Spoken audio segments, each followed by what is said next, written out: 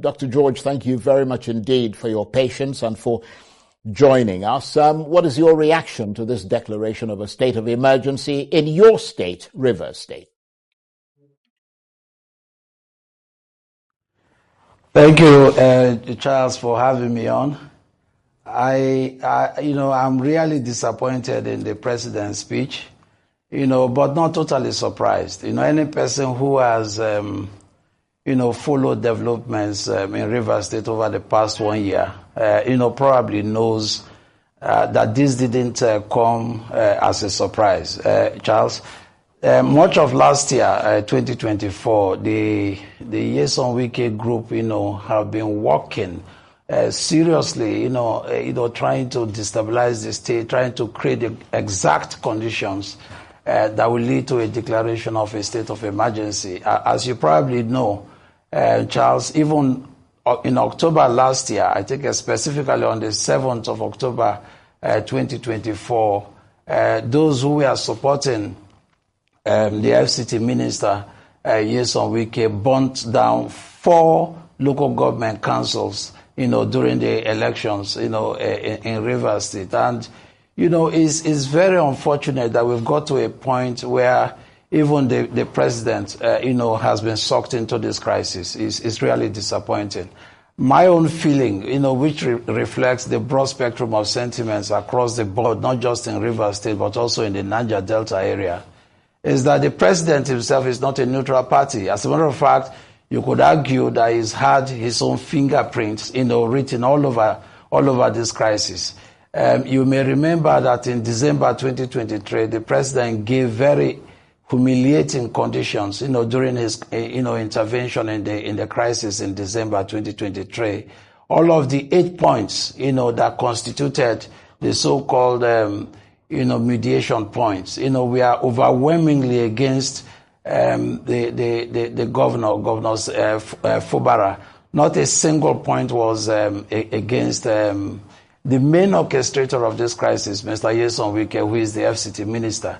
And now this evening we've had this broadcast throughout the length and breadth of the broadcast. Not a single mention was made, of the FCT minister who is the main, actor orchestrating the crisis in the state, and he happens to be an appointee of the president. It's most unfortunate that the president has come across as an active, provider of the oxygen, to Nyesom Wike, who has now led the state into such a slippery slope, Charles. How do you think it is likely to be resolved? Will it be political? Will it be legal?